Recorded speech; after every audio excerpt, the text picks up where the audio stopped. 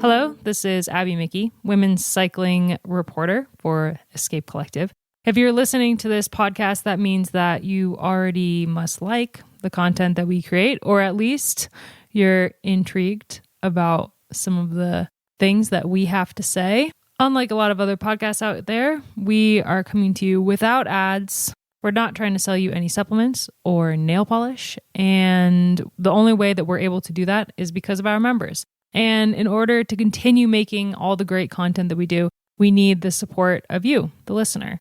If you're not a member of the Escape Collective, I'm here asking you, imploring you, maybe begging you to consider signing up for a membership. It's super easy. Just head on over to escapecollective.com/member. You can sign up to support the awesome things that we do over at Escape Collective, because if you like what we do, support us. Become a member. There's a lot more to it than just giving us a couple bucks, and that's being part of the community that we've created at Escape Collective, the Discord, and high-fiving rights if you ever see any of us on the ground at a race in the grocery store. So consider signing up.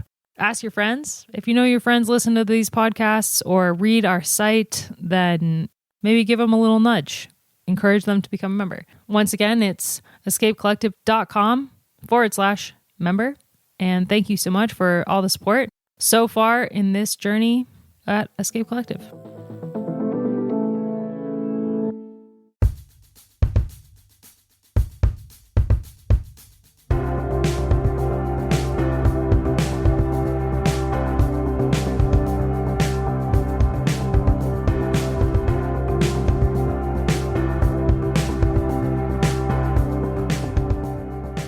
Hello and welcome back to the Wheel Talk podcast. My name is Abby Mickey and I'm here with Loren and Gracie to talk about women's professional road cycling. Today we're going to talk about the World Championships. Time trials are behind us. We still have road races and the mixed relay to come, so we're going to preview the course, talk about some transfers, and catch you up on everything going on in the world of women's cycling. Loren, hello. G'day everyone. So good to be back. I think I just missed one episode, but it feels longer somehow. Gracie? Hello, and welcome back, Loren. It always feels like longer as well when you're gone. So we need these weekly catch-ups just as friends, but also to talk about cycling, of course. We do. I mean, why else are we here? Friends and cycling. The best friends you have are the ones with common interests. This is true. And we have many. I mean, Taylor Swift now, for one. Abby, you must be getting excited. Isn't it like D-Day?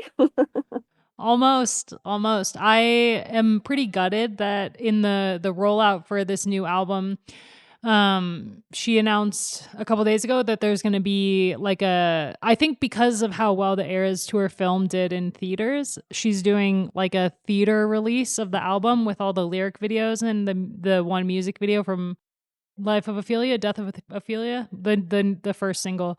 And there's no showings at all in Spain. No. So I was like, there's definitely not going to be in Andorra, but maybe I can drive to maybe it's Barcelona. Maybe there's something and I can drive down there for the night as if, but no. Wow. You think her following was, it's huge around the world. So I think Spain is one of the few countries that is not on the Taylor Swift hype train. Okay. Did she perform in Spain? Madrid, I think. Okay. No, wait. I don't think she had an Eras Tour in Spain, actually. She had a couple in France. There was one in Lyon. I'm pretty sure it was the closest one to me, but I went to Dublin anyway because I love Ireland. Good excuse. Anyway, I am getting excited. Loren, thank you for bringing it up. We'll talk more about it the next 2 weeks, I'm sure. We have a lot to talk about today in women's cycling. The women's elite time trial, U23 time trial are done. The junior time trial is happening as we speak, as we record this. So by the end of the episode, we can talk a little bit about that. And we had some transfer news. Should we start with the transfers and then move into the racing? One of my favorite transfers to be announced so far, Alexis Magner is making the jump back into the World Tour with EF Education Oatly. She retired, quote, retired in 2021. from World Tour racing and moved back to the US to race crits. But she's back. She raced for Siniska this year, so she was over in Europe getting her feet wet, and EF have picked her up. And I think this is, well, having been teammates with Alexis, a lot of her strength lies in being an incredible road captain. And that was when she was like in her early 20s. So I imagine now, as she's aged and gained more experience in life, that she's an even better road captain. So for EF, I think that's one of the things that they're really lacking. So this is such an amazing get. I mean, I don't know how, it's going to be interesting to see how her form goes next year, given she had a really bad crash at the end of this season and she had to cut her season short, and the injuries were extensive. So how that will impact her form going into next season will be something to watch. But in terms of like the role that she would have on the team, I think she's like the perfect person for what they need. Yeah, I think with Sarah Roy exiting the peloton, and it seemed like she was sort of filling that role within EF this past year. It's good to bring someone on like Alexis. It is an American team too, and the Olympics as well are going to be in LA in 28. So I do see a few reasons why EF would have signed her. She is a great bike rider. It's just that, you know, she stepped out of the World Tour peloton for a few years. And as we've seen, even with someone like Anna van der Breggen, who's multiple world champion, Olympic champion, who's had an incredible season, and we'll talk about her a little bit later. It does take a while to readjust to this peloton because it's evolved so much in the past few years, and the racing has changed and the team dynamics have changed. So good to see her back in there. And yeah, great to see that she was able to secure a World Tour contract, well, potential World Tour contract. Other transfers that have been announced since we last recorded: Francesca Barali is going to Movistar, and Esma Pepperkamp is going to Volker Wessels, both of them from Picnic PostNL. So we talked a little bit last week about how there's been quite a few exits from the Dutch team, and the exits continue with a couple more on the horizon that have yet to be announced. So I think I said this last week that I reached out to their press officer to ask about all of these riders that are leaving the team, and a lot of them are breaking their contracts prematurely. We saw that with Charlotte Kool, of course. But they assured me that the team is going ahead next year as planned and that they have riders to announce. So I think it's just something to watch, but it's definitely piqued my interest how many riders are leaving Picnic. Yeah, I've just, go on to First Cycling to see what their roster is so far. And outgoing is 7. And I think there's one more that's still going to leave. So that's just 10 riders for now. And they haven't announced anything, have they? I know that they've signed 2 or 3 juniors. That's all going to come out soon. But other than that, I'm not sure in terms of like really experienced pros who will be coming onto that team. And that team is really young. I mean, the oldest rider on there is 28 years old, Raquel Barbieri. So it is a really young team, and that was something I always thought if they could have a few more riders on there with some more experience, it would definitely help. It is, yeah, that's a lot of riders leaving in one go though, isn't it? That's pretty unusual. So you really have to assume that there's been some kind of catalyst or reason for that. In terms of junior signings, they've always been one of those teams that have been really great at talent scouting. So I hope that they can continue to be one of those good teams for riders to come through. And like we've said in episodes past, it's a particular type of team that historically have had a lot of control and oversight over their riders, which does work really well for some people and it doesn't work for others. So, yeah, I think that may be part of the reason why lots of riders are leaving. It's just not working for them. But yeah, you have to assume that it was also something else. But I don't know, maybe we'll find out, maybe we won't. Hopefully that team does survive because it has been a strong team, a competitive team, a team that we look at as, being in the running for certain results. So we still need big teams to survive at the moment. We need the bigger teams to get bigger. We need, like we've talked about as well, we want those rosters to increase slightly just to match the demand on the riders at this World Tour level.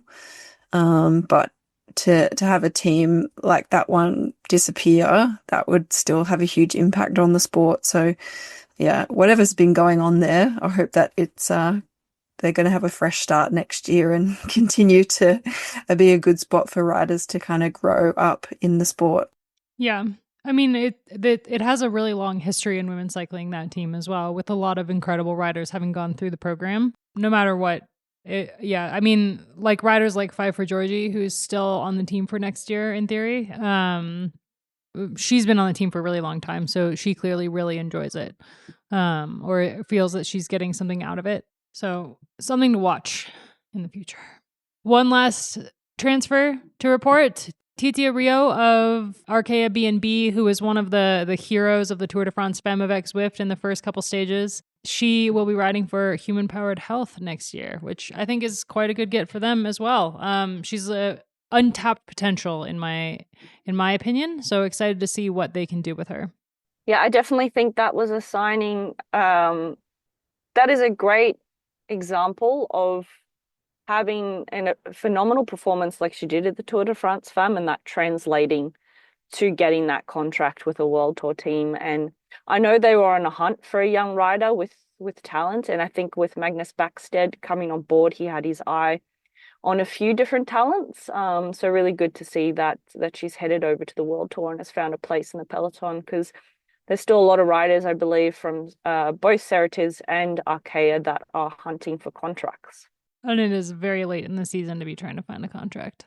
Before we talk about racing, we have a couple of non-racing specific news items that I think we're all very excited about. Annemiek van Vleuten announced that she had her first baby, Alex, with some really adorable pictures on Instagram, and one with her rainbow jersey made for her by a fan. So actually, rainbow jersey blanket made for her by a fan. So that's ties in a little bit to our conversation today. Plus, Grace Brown announced that she's pregnant. So her announcement was like, can you have a better pregnancy announcement than riding in your world champ jersey? And I really like the way that she phrased it. So Congratulations to Annemiek and Grace Brown for the mom journey. It's a fun one. Yeah, welcome to the club. And in kind of the same realm, Pauline Van Prevot is engaged. What a year. Yep. So congrats to Pauline, and I guess Dylan also.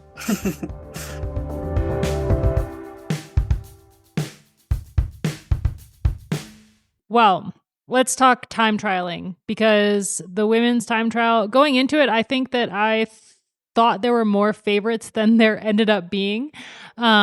I saw this being quite a dynamic race, but as some of the riders reported after pre-riding the course, it was a lot different than they had expected when they actually rode the course on time trial bikes. Kasia Niewiadoma said it was a lot faster than she'd thought, that the downhills had played a lot more into it than she'd expected. Brody Chapman said the same. And it was still quite a challenging course, but in the end, there was really only one rider to watch, and that was Marlon Reusser, and she absolutely stormed to victory. Her first world championship jersey in the non-team event, and I think one that she has been chasing for quite a while. I don't think any of us are going to forget the moment when she stepped off the bike in Stirling at the Glasgow World Championships in 2023. And then obviously last year she wasn't able to race in Switzerland. So this is kind of a huge moment for her, with a lot of layers in the story of how she was able to finally win this jersey, having finished on the podium so many times, but just always come up short. Yeah, awesome. I think, we're happy about that result. And I think the whole women's peloton also would not begrudge her that jersey. I think she's a very worthy winner. I would assume that she's well liked. I like her. I don't really know what the sentiment is there with the other riders, but she seems like a champion person. So it's pretty cool to see her finally pull on that special jersey. Yeah, definitely. I think she's a great voice and ambassador of the sport. And I really enjoy watching her as a bike rider. I like her interviews. It was just great to see her finally get that rainbow jersey. I think it was a matter of time, but after You know, she said, I think in the interview, it felt like she's been on the podium 10 times at the World Championships. It hasn't been that many times, but I can imagine when you're so close to winning and you know you're capable of it, and then you just miss the mark for whatever reason, it would have felt really good. And it was a tough field out there, and it looked like a really tough course. Like, even when you just look at the time gaps, I thought, okay, maybe speed did play into it, but those climbs as well looked really hard. And something I was also thinking is like this would be one of those rare world championships where a lot of people just wouldn't have done a recon until getting there, probably a week before or maybe even less. So pretty much I don't know, 9 out of 10 world championships, I would assume that people would go look at the course a year out or when it's announced or even within that season if they can make it work within their racing. So, yeah, I didn't really even think about it last week when we were talking about all of the, the what ifs, because it was such an open start list in a lot of ways, and such a tumultuous year for a lot of people that it was a bit unknown as to who would be stepping on the podium. But I didn't really even think that they probably wouldn't have even done recon.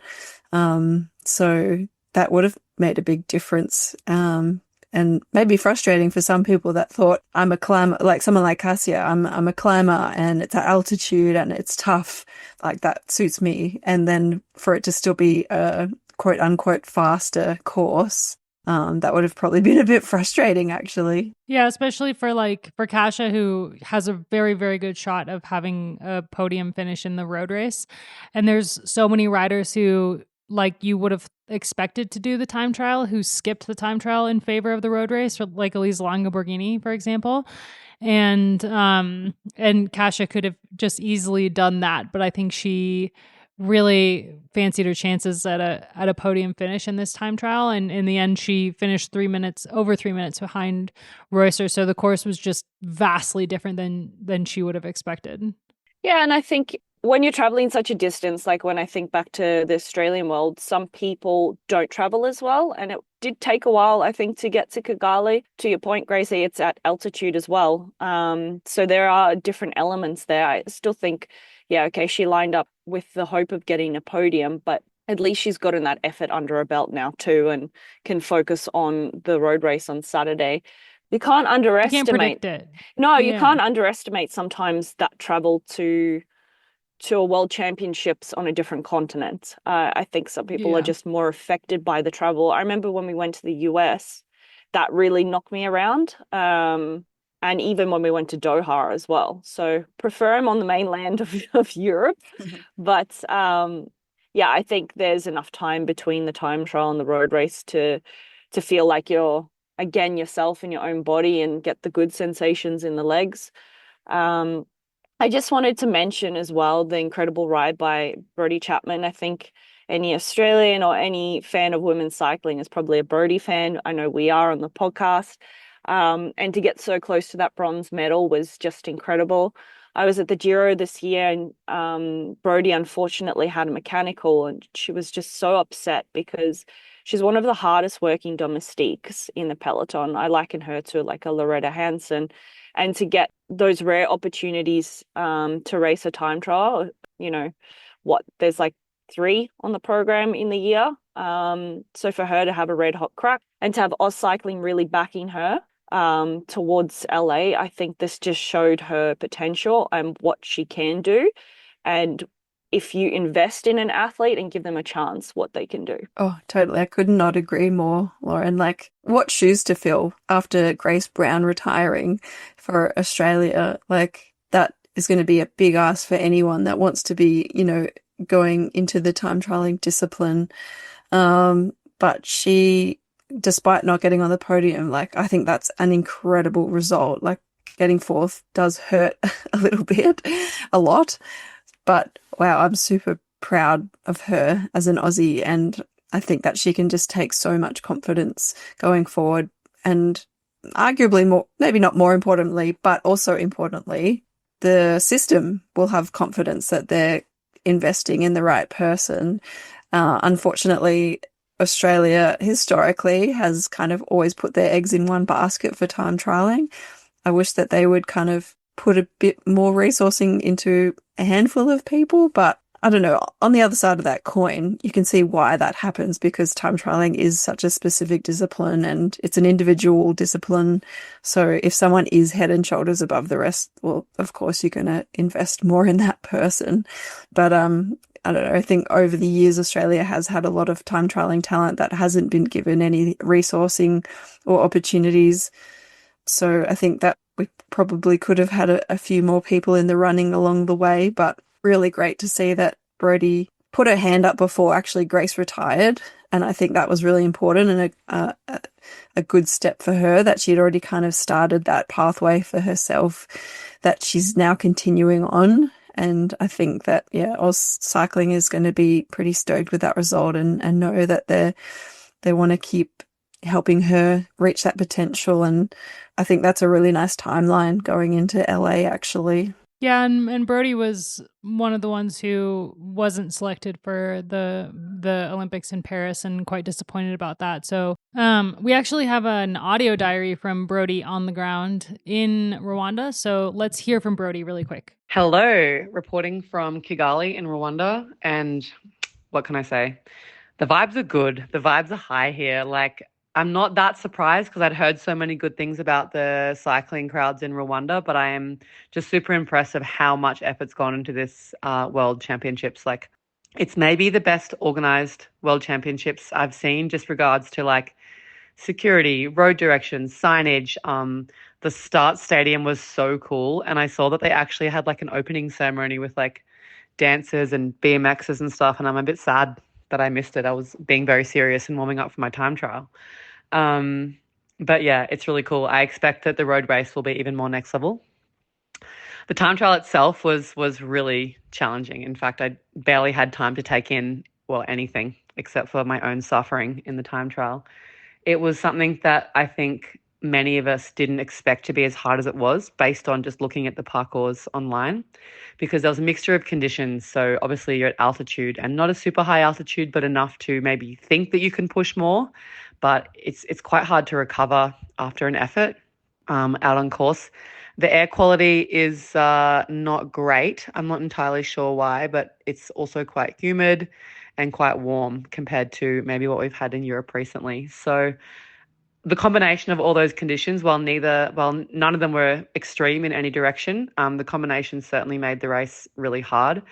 I personally I knew that I had to underpace it from what I normally would, like quite a fair bit. And in fact, threw the pacing plan out the window pretty early and went to feel, knowing that you could lose a lot in the final part if you went too hard early. Went through some dark moments in the middle of the race, to be honest. I was like struggling to get back up to speed. But yeah, I ended up negative splitting my time trial, which I'm really proud of. I'm super proud to get fourth to three of the best in the world. And between them, they've got World Championship stripes in the time trial. They've got World Tour time trial wins. They've got World Championships medals in the time trial. So definitely feels like I'm knocking on the door. Yeah, I do wish I had a bit more attention on the recon of the race. I think, yeah, my bicycles did not show up from Doha until the day before the race, and we had a really short window of time to recon the course. So I was feeling a little bit put off by, yeah, not sessioning the corners well enough maybe, and then not expecting how fast I'd be going at a race. But I mean, I don't think anybody, maybe except for Marlon Reusser, felt like they put together the perfect race. So yeah, I don't think that I could have found 15 seconds yesterday in any capacity. But that's the thing with time trialing. You always want a bit more, and you can always reflect and be like, I could have done this better, but you have one shot at high speed, under high pressure, under high fatigue. So it's why it's such a cool discipline, and you're always trying to nail something more. So yeah, I'm really happy. The Australian team was super happy.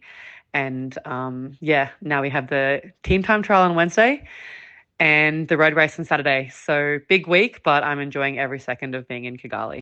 I guess it's worth discussing second and third place. An incredible ride by Anna van der Breggen. We briefly touched on Anna and her return to the peloton. She's had a fantastic season with some really notable results. She's been a key player in SD Works Pro Time. And then for her to cap off the season, well, I won't say cap it off because there's still the road race to come and we need to get into how hard that race is. And I had a really fantastic time trial, former world champion in 2020. Yeah, I think there's a little bit to talk about. It looked like Demi Vollering was super happy with her third. I think she was 10 seconds off Anna. Both were a fair distance behind Rusa, and really out of the running for the world championship. But I think it bodes well for the road race when we look at the team lining up for the Dutch team. I mean, arguably they, alongside the Italians, usually have the strongest team on the start line. So I think both riders will be super happy with that. Anna maybe was expecting a bit more. I mean, she has been a former world champion. So I can imagine going into an event like this where maybe she's focused a lot specifically on this discipline because she knows how it can go in the road race. But, you know, like I said, Marlon Russo was head and shoulders above.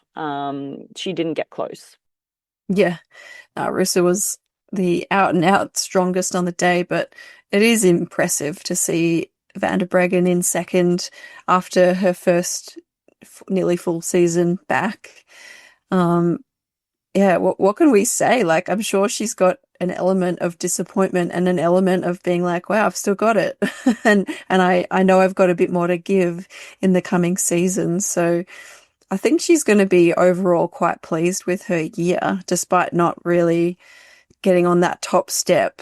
Did she win a race this year? Did Van der Breggen? She won a stage of the Vuelta. That's right. And she had a couple other wins, I believe, but that was her only World Tour win. And I think, I think she's going to be pretty happy with this result. And she, next to Reusser, she was the happiest person on that podium.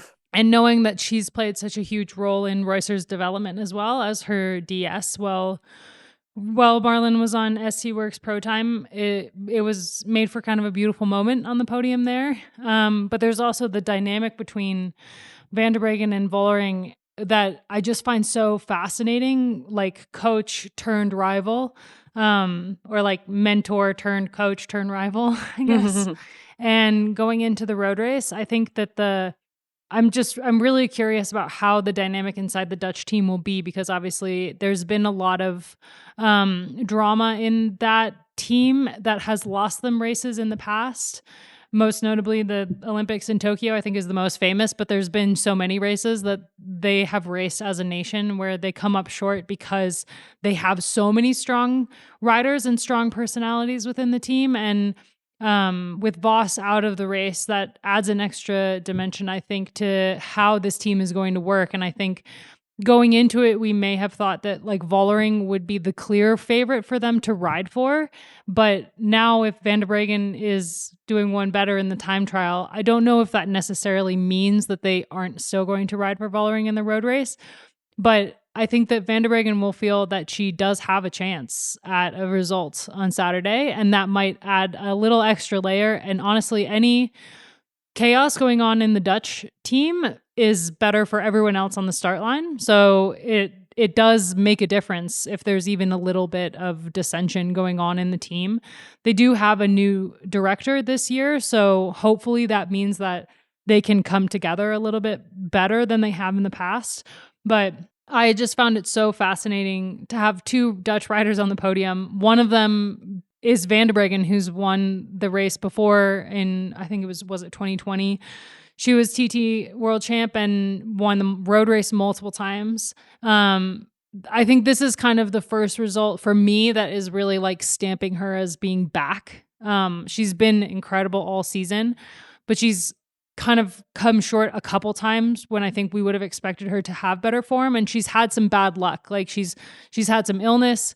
She's had a couple really nasty crashes that have impacted her season as well. But now second behind the best time trialist in the world is a huge step forward for Van der Breggen. And I think that the danger for everyone else with this result is how this is going to roll into next season for her and what kind of threat she's going to be going into 2026 after finishing second in the time trial. Yeah, I agree with all that, Abby. First year back in the peloton, and we'll always go back to this. She's a former world champion and Olympic champion, so she'll be hungry. Like, I know that the Tour de France Femme is the race that she really wanted to race and to have like a solid attempt at winning it. So I would say in the next 2 seasons, we could see Anna getting back to her best. We got to remember, even though Pauline just entered the road peloton again this year, she didn't stop being an athlete. And I know Anna, she did stop. She was doing some riding for the pure joy of it. But we got to remember that she was on the road full time as a DS. So sitting in the car a lot. So I think what she's achieved in her first year back is remarkable. And I'm very excited to see what happens moving forwards, because we want more of these really strong GC contenders. And just looking at the course, I think we're going to dive into it now. I did some digging around, and it looks like it's the hardest course in terms of vertical meters in the modern world championships for the women. And I guess it would be the same for the men. Like, we're talking 3,600 meters. I saw quoted somewhere. And just to make sense of that, Imola was 2,750, and we know how that race panned out in 2020. So that's the closest race in terms of elevation. And that was a 5-lap circuit, whereas this one is 11 laps. But Abby, I'll let you dig into the course a little bit if you want. Yeah, just really quick before I dig into the course, I wanted to just quickly mention, I think some of the riders we thought would have done better who will be walking away from this race quite disappointed. I think Chloe Dygert is the top of that list in 9th, almost 2.5 minutes down. And Anna Henderson, who I think after getting bronze and silver in the Olympic time trial in Paris last year, she expects a lot from herself when it comes to time trialing. And when we talk about the road race, we'll also talk about the fact that Great Britain isn't sending a team at all for the women's elite road race. They just sent Anna down to do the time trial, and I don't think 8th is what they would have expected from her. So I hope she's not being too hard on herself. It's still an incredible result, 8th in the world, and she would have expected more out of herself. I think the same can be said for Juliette Labousse, who finished in 7th, and she's an interesting one digging into her time trial results, because she kind of has these incredible time trial performances that she pulls out of nowhere, it seems like. And then they're followed by kind of a lackluster performance in the next big race. So she's really on a roller coaster when it comes to time trialing. But I think those were kind of the 3 big names that I was expecting a little bit more from, that would have been expecting more from themselves, that I think, yeah, just worth mentioning. And then also, I just want to really quick mention the results for the U23 race, because it's going to tie into the road races as well, that there were more riders on the start list for the U23 time trial than the elite. A little bit has to do with the fact that a lot of the times when it comes to the elite riders, and especially the big nations, if they don't have a rider that they think can get a result in the time trial, they just don't bother. And a lot of nations will send one purely for the points, especially as we enter a new Olympic cycle, which I can't believe next year is already like points gathering. Or is it 2027? But it all starts next year. It's like the one year after the Olympics is like an off year, and then everything kind of starts to ramp up again. But there was a really good turnout for the U23 race, and much like the elite race, it was one rider who went into the race as the favorite and came out of the race almost 2 minutes ahead of second place, and that's Zoe Backstead. And I dug into the U23 race a lot more in the newsletter this week. So definitely check out the newsletter if you want to hear a bit more about the results in the U23 race and the junior race. Now, the road race. First of all, first ever U23 standalone road race is on Thursday. So in 2 days, as we're recording this. And I can't wait. I'm so excited for how that's going to go, how the tactics are going to play out. The dynamic of this race is going to be very different than I think anything that we really know how to predict. I do think that there's some heavy favorites going into it that, we would expect to do really well.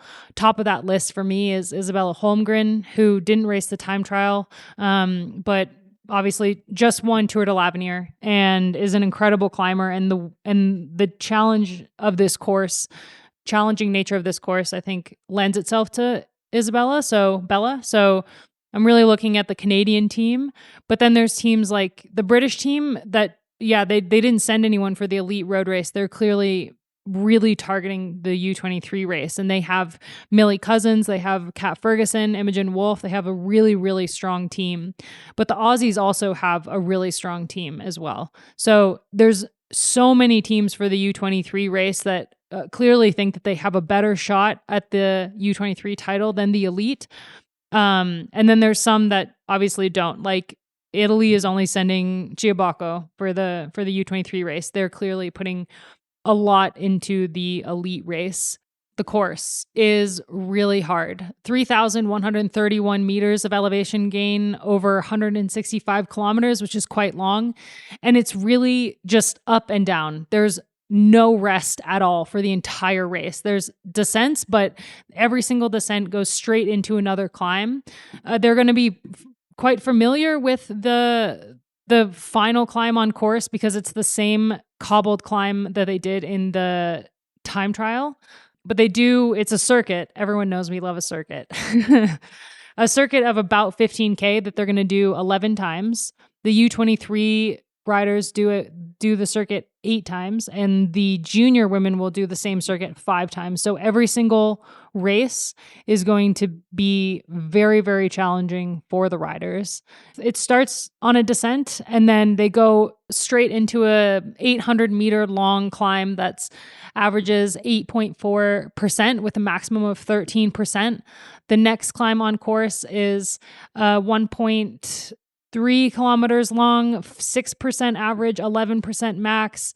And it kind of just goes like that, where just hard climb after hard climb after hard climb. They will know the finish, but it is also cobbled, that climb. So we saw in the time trial that a lot of riders, when they hit those cobbles, it ended up being a lot more challenging than they expected. I think we heard from, maybe it was Backstead, who said when she hit the cobbles, she wasn't expecting them to take as much out of her as it did. But the course is brutal. Like, I mean, it looks really fun. It looks like it's going to be a fun one to watch. It looks like the nastiest classic you've ever seen and come up with. Yeah. The profile looks like a ratchet ass serrated knife. Yeah. Like it looks like people are going to be in absolute pieces halfway through. I mean, I think that the biggest thing about this course is that there is going to be 2 races going on at the same time, because in every different field, it's going to be a race of attrition, and there's going to be more riders spat out the back after the race continues lap after lap than there are attacks at the front. And so we're going to see a really aggressive race come like the midway point, and especially with such a long race. The women don't race 165K in a one day all that often, and especially this late in the season. And so I think for the first 70% of this race, it's going to be a race of attrition. And then we're going to see kind of where the cards are, who's left. And then it's going to be a race at the front. But I really don't think we're going to see much racing from the front just because of how hard this race is. Yep, totally agree with that. I don't know if I have much more to add about actually the course itself. It just ouches the course. Yeah, I think we just have to dive into the contenders and how a team might approach a race like this. Maybe we can talk a little bit about that. How might a team approach a race like this, Loren? I don't know. I feel like Gracie is lined up to a fair amount of world championships, and without a doubt, I guess this is, like I said before, I think this is the hardest one on paper. So how do you approach a race that is just unrelenting like this? I think when we look at team dynamics, again, on paper, the Netherlands probably has the best team to cope with a course like this. But yeah, it's going to be purely a race of attrition, I think, and just making smart decisions constantly. It's not going to be a race where you can really switch off. No, you definitely don't. Like Abby said, in the course description, there's really no chance for rest, but mental rest as well is included in that. Oh, this is a tough one. Like you can have some tactics if you've got a full team, like Australia, France, maybe Italy. Yes, like they've got enough riders to match the Dutch, but like I think everyone is really hoping that the Dutch just don't have that good dynamic, because otherwise they're just such a force.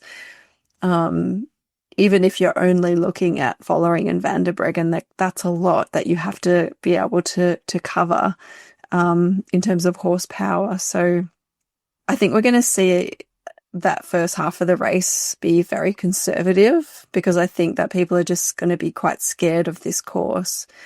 And I think I don't want to critique the course yet, because I think we need to just see how it plays out. But it might just be a little bit too hard for actually a properly exciting race. It might just be a bit too conservative early on, and then a bit too absolutely blown to smithereens by the end, and there's only a handful of riders left, which there will still be some exciting elements, yes, but there might just not be quite enough riders to be like, oh, how's this finale going to happen, who's going to attack at the last minute, because I think that there's probably only going to be a handful of riders left, because it's just going to be in absolute pieces. So I think, yeah, depending on what country you're coming from, I think you're just going to have to conserve, use up your foot soldiers as you have to, and really just look at the favourites and just have to cover them if you're one of the favourites. So I think that there's going to be some riders that are going to be following Vollering and Van der Breggen a lot. There might be some riders that think, I'm going to be riding on the offensive, I'm not going to wait for them. Cassie Niewiadoma is probably one of those. So yeah, it's just going to be really tough, I think, for any director to really know what a good plan could be. I think everyone's just going to be absolutely pacified by this course, though. I mean, I think one of the key differences between teams is like with every event like this is, and like you're saying with the Dutch team, is which teams went into this race with one clear leader that can execute as a national team. And we know that Italy can do that. And Elisa Longa Borghini has been targeting this World Championships, and she is a very, very good shout for the win on Saturday. And so I think looking at the Italian team, and a lot of the riders on the Italian team are very used to working with or for Elisa or are close friends with her. And that'll make a huge difference when it comes to this race on Saturday. If you only have a couple teams that are dedicated to working for one rider, it might make the race a little bit more like a normal bike race. But the World Championships and the Olympics and any one-day race where it's a national team event is just raced so differently that it's just so hard to predict what's going to happen. But when I'm looking at the start list, I'm looking at Italy is probably my favorite team for a win here because of the cohesion that they've shown in the past. I think the Dutch team has the strongest team on the start list, but they have so many riders that can win, and that's always been a problem for them. I think the Australians is another one that has some good options, but I'm just curious how they're going to play their cards. I think they are kind of more underdogs in this road race, but they have a lot of strong climbing talent, and they have like incredible domestiques, like, Amanda Spratt is one of the best domestiques in the peloton, but can also get a result if she's on a really good day, and then you have riders like Kim LaCourte, who I think is one of the heavy favorites for this race, who will have every rider going there for Mauritius, and she does have two teammates, is going to be 100% dedicated to Kim and making sure that she does the absolute minimum in the first 80% of this race. But I think Kim is maybe one of my outside favorites from a smaller nation for this. And then with this World Championships, something that's so different from most other World Championships is there's so many smaller nations with only one, because a lot of the African countries that haven't brought a rider to, say, the World Championships in Switzerland are here. So you have like a lot of riders on the start list who've never raced a UCI race before ever, that I think are either going to, like, they're going to get shelled really, really early, or like just the makeup of the peloton is going to be so different from a normal race. I think it's going to be just chaos. And it's really going to be like, who can control that chaos and who can make something of it. I don't really know many people better than Elisa Longoborghini at dealing with chaos. I think because it is such a hard course and it will be unpredictable, the racing, it will reward risk. So if I look at the Australian team, I think this course is so hard that we have some riders in the peloton who, and I'm thinking the riders who are mainly workers, but in their own right can get good results. Someone like, I think the way that Maeve Scribon was racing the Tour de France Femme, I know she's with France, but it would make sense actually for her to go quite deep into the race and put pressure on the other teams. Brodie Chapman, I think, based off what we saw her do in the time trial, she's a really strong rider. Like, this is the sort of race that I'm thinking that if you're willing to be brave and take those risks, you could find yourself on the podium when everything blows apart at the end. Yeah, I agree. I think that's completely right, Loren. I think you got to be willing to be brave, but I think we're going to see a lot of brave people just go into the red a bit too early and just not be able to hang at the end. But there could be one or two that just sneaks into that nice move and does have the legs on the day. And I really hope that some of our favourites are those people with the legs. But yeah, France, though, we definitely have to talk about France. We're in a golden era for French cycling, and that team is actually, in my mind, stronger than Italy. Maybe not quite as well drilled. We all, as you've both mentioned, Italy are really great at going on that single focus, and they do come together for that. I don't think France has really had as much experience doing that. But they've got that star in Pauline Ferrand-Prévot, and in my mind, she's actually the number one favourite for this race and has got some really great riders around her to help her do that. I mean, this might be the second year in a row that we have not a single Dutch rider on the podium, which that's maybe I don't think that is necessarily true, but there are so many strong individual riders as well. Like, I could see this podium being like Pauline, Kasia, and Elisa Longoborghini pretty easily. As easily as I could see it being two Dutch riders and, Reusser, who's another rider we haven't mentioned for the road race yet. And Switzerland has a really strong team going into it as well with Noemi Ruig and Nelly Chabi. I'm so excited. I'm so excited for this race. I feel like like you're saying, Gracie, it could so easily be so challenging that it's actually not a very good race, because making the race harder is not always the answer. But I think it could also be just so much chaos that it's a world championships that we're going to be talking about for years. I hope so. I'm also looking forward to the atmosphere there on the road. So that's something definitely. It would have been so amazing to be there on the ground and experience it. But maybe in the future when they bring the World Championships to another destination. All right. Well, I'm going to write a full written preview on the course and the start list on escapecollective.com. So make sure to check it out. If you're not subscribed to Escape Collective, that's where this is going to be. Plus a preview for the U23 and junior races, as well as coverage of those time trials. So check it out. I think we can wrap up this episode today. One thing we didn't mention last week actually is that Marta Cavalli announced that she will be retiring from cycling, already. So just shout out to Marta, because she had such an incredible season and really had a hard time coming back from that crash at the Tour de France Femme, and had a couple other really bad crashes over the years.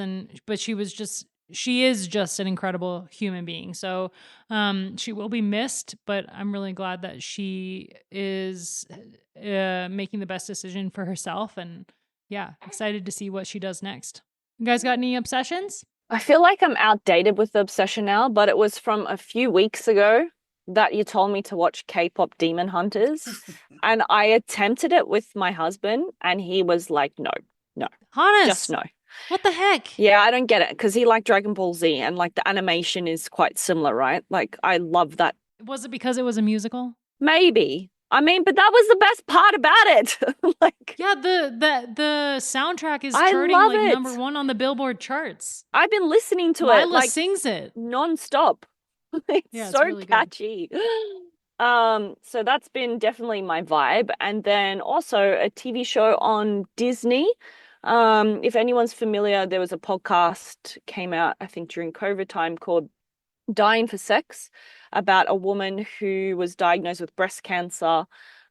She recovered and then she got diagnosed again with stage 4 in her bones.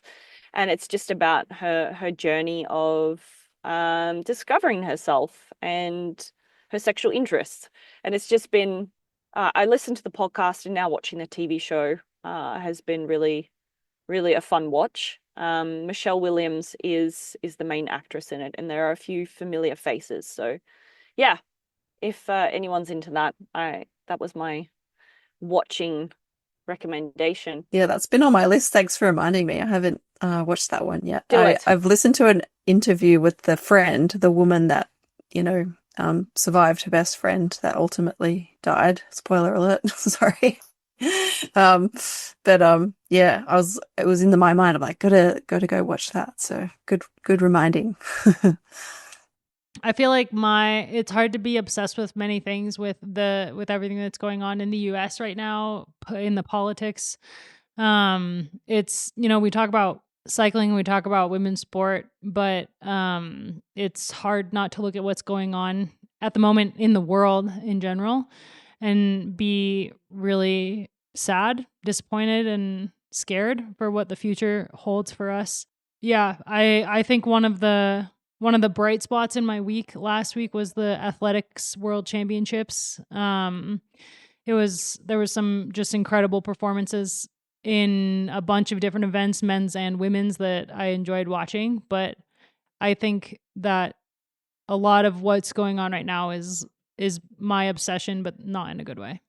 Yep, that's I can't imagine what it's like to be a native of that country, because watching it from Australia is just kind of mind-blowing every day. You're just thinking, what did he just say? Yeah. I think every day I go to bed and I'm like, well, it can't get much worse, and every day it gets worse. And I studied history in college, and watching what's playing out in the US right now in the wake of the assassination of Charlie Kirk is really, really scary. And I know there are people listening that will say, stick to cycling and don't talk about politics, but we live in this world, and there's only so much you can escape from. And there's a line where you can't escape anymore. And I think that we hit it a long time ago. So I want to mention it because I'm really scared. I'm scared for what it means for the future, and not only for the US, but also for the rest of the world. There's a lot of hate right now, and a lot of people suffering that could have been avoided and could have been curtailed a long time ago. And it's hard to live in this world at the moment, I think. Yeah. Well. So on that note, I could say something a bit more fun. Yeah, do it, please. Next week we'll talk about Taylor Swift, so we're gonna bounce back, There's always Taylor. I've been really enjoying a podcast that's I've probably mentioned it. I reckon either Loren or I have mentioned it on this podcast over the years. It's a podcast called The Imperfects, and it's an Australian podcast, but 3 guys. One of them runs an organization called the Resilience Project, which is really cool. I won't talk about that because you can go learn about it if you're interested, but their podcast is great, and they usually do awesome interviews with well-known people, usually Australians, but the one I listened to most recently was with Lane Beachley, 7-time world surfing champion, and a household name here in Australia, but probably worldwide, if you're into surfing at least. And it was just a really great interview. She was so forthcoming with so much about her life and her reflections and what she learned. There was a lot that I related to. And then some of their other podcasts, like I love most of their interviews, but they've also got a kind of like a resident psych that she does little deep dives every now and again.